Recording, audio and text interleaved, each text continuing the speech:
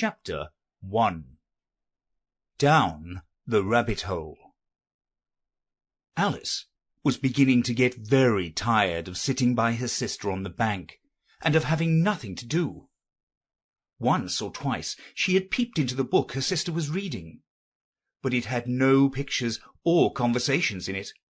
"And what is the use of a book," thought Alice, "without pictures or conversations?"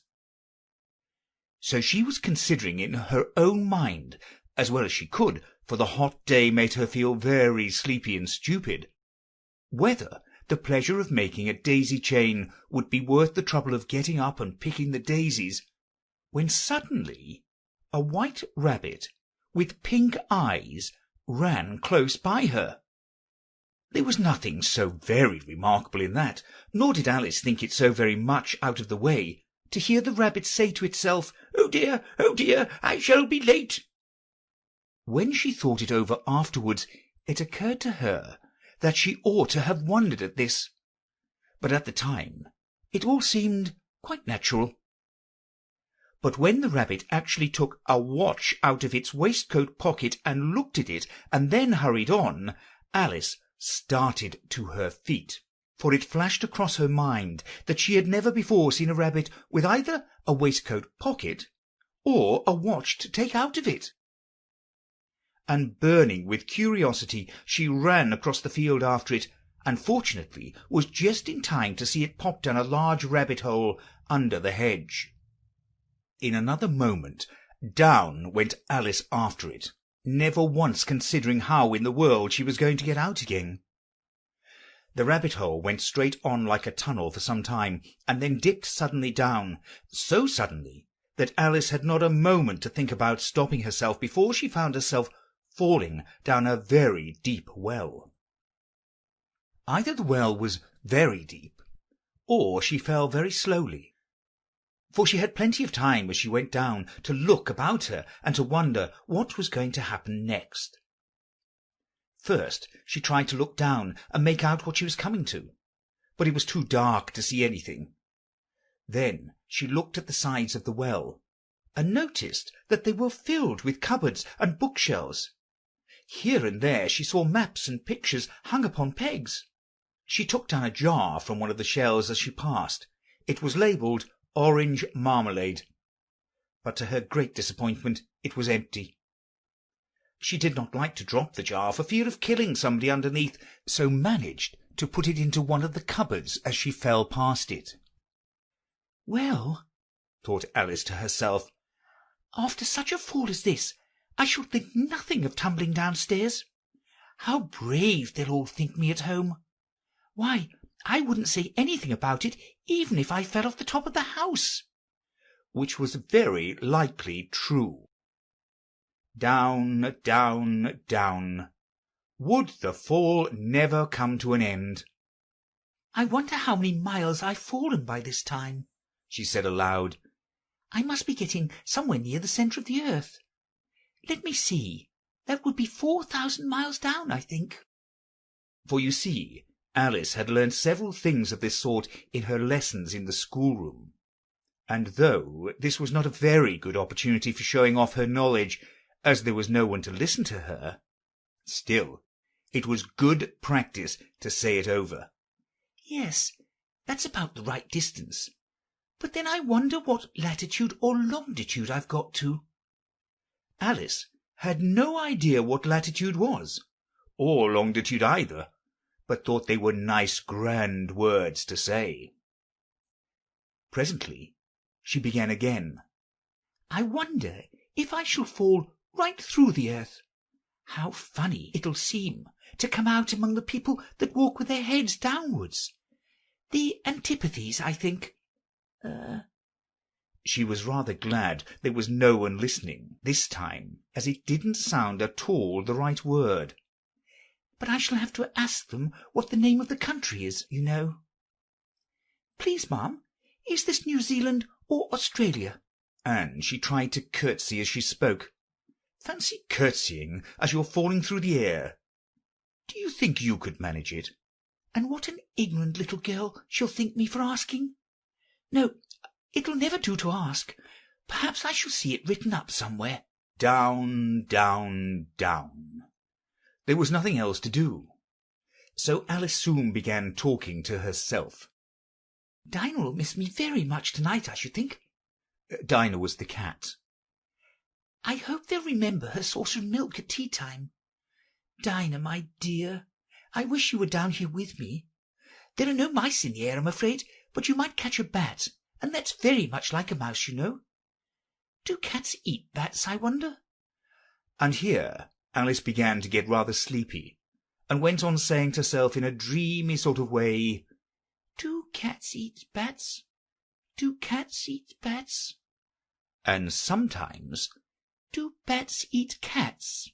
For you see, as she couldn't answer either question, it didn't much matter which way she put it. She felt that she was dozing off, and had just begun to dream that she was walking hand in hand with Dinah, and saying to her very earnestly, Now, Dinah, tell me the truth, did you ever eat a bat? When suddenly, thump, thump, down she came upon a heap of sticks and dry leaves, and the fall was over. Alice was not a bit hurt, and she jumped up onto her feet in a moment. She looked up, but it was all dark overhead. Before her was another long passage, and the white rabbit was still in sight, hurrying down it. There was not a moment to be lost. Away went Alice like the wind, and was just in time to hear it say, as it turned a corner, Oh, my ears and whiskers, how late it's getting! She was close behind it when she turned the corner, but the rabbit was no longer to be seen. She found herself in a long, low hall, which was lit up by a row of lamps hanging from the roof.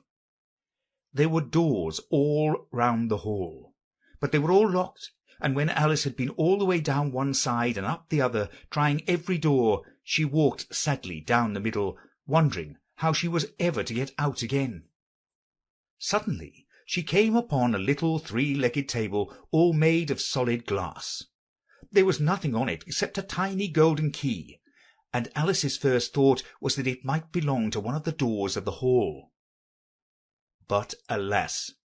Either the locks were too large or the key was too small, but at any rate it would not open any of them. However, on the second time round she came upon a low curtain she had not noticed before, and behind it was a little door about 15 inches high. She tried the little golden key in the lock, and to her great delight it fitted. Alice opened the door and found that it led into a small passage not much larger than a rat-hole. She knelt down and looked along the passage into the loveliest garden you ever saw. How she longed to get out of that dark hall and wander about among those beds of bright flowers and those cool fountains. But she could not even get her head through the doorway. And even if my head would go through, thought poor Alice, it would be of very little use without my shoulders. Oh, how I wish I could shut up like a telescope! I think I could if I only knew how to begin.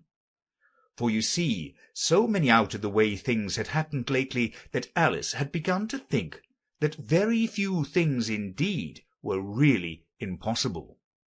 There seemed to be no use in waiting by the little door, so she went back to the table, half hoping she might find another key on it, or at any rate a book of rules for shutting people up like telescopes. This time she found a little bottle on it. "Which certainly was not here before," said Alice. And round the neck of the bottle was a paper label with the words "Drink me" beautifully printed on it in large letters. It was all very well to say "Drink me," but the wise little Alice was not going to do that in a hurry. "No, I'll look first," she said, "and see whether it's marked poison or not." For she had read several nice little histories about children who had got burnt and eaten up by wild beasts and other unpleasant things, all because they would not remember the simple rules their friends had taught them, such as that a red-hot poker will burn you if you hold it too long, and that if you cut your finger very deeply with a knife, it usually bleeds. And she had never forgotten that, if you drink much from a bottle marked poison, it's almost certain to disagree with you sooner or later. However, this bottle was not marked poison, so Alice ventured to taste it, and finding it very nice, it had in fact a sort of mixed flavour of cherry tart, custard, pineapple, roast turkey, toffee, and hot buttered toast. She very soon finished it off. "What a curious feeling," said Alice. "I must be shutting up like a telescope." And so it was indeed. She was now only 10 inches high, and her face brightened up at the thought that she was now the right size for getting through the little door into that lovely garden. First, however, she waited for a few minutes to see if she was going to shrink any further. She felt a little nervous about this, "for it might end, you know," said Alice to herself, "in my going out altogether, like a candle. I wonder what I should be like then." And she tried to fancy what the flame of a candle is like after the candle is blown out, for she could not remember ever having seen such a thing. After a while, finding that nothing more happened, she decided on going into the garden at once. But alas for poor Alice! When she got to the door, she found she had forgotten the little golden key, and when she went back to the table for it, she found she could not possibly reach it. She could see it quite plainly through the glass, and she tried her best to climb up one of the legs of the table, but it was too slippery. And when she had tired herself out with trying, the poor little thing sat down and cried. "Come, there's no use in crying like that," said Alice to herself rather sharply. "I advise you to leave off this minute." She generally gave herself very good advice, though she very seldom followed it, and sometimes she scolded herself so severely as to bring tears into her eyes, and once she remembered trying to box her own ears for having cheated herself in a game of croquet she was playing against herself, for this curious child was very fond of pretending to be two people. "But it's no use now," thought poor Alice, "to pretend to be two people. Why, there's hardly enough of me left to make one respectable person." Soon her eye fell on a little glass box that was lying under the table. She opened it, and found in it a very small cake, on which the words "Eat me" were beautifully marked in currants. "Well, I'll eat it," said Alice, "and if it makes me grow larger, I can reach the key, and if it makes me grow smaller, I can creep under the door. So either way, I'll get into the garden, and I don't care which happens." She ate a little bit, and said anxiously to herself, "Which way? Which way?" holding her hand on the top of her head to feel which way it was growing, and she was quite surprised to find that she remained the same size. To be sure, this generally happens when one eats cake, but Alice had got so much into the way of expecting nothing but out of the way things to happen, that it seemed quite dull and stupid for life to go on in the common way. So she set to work, and very soon finished off the cake.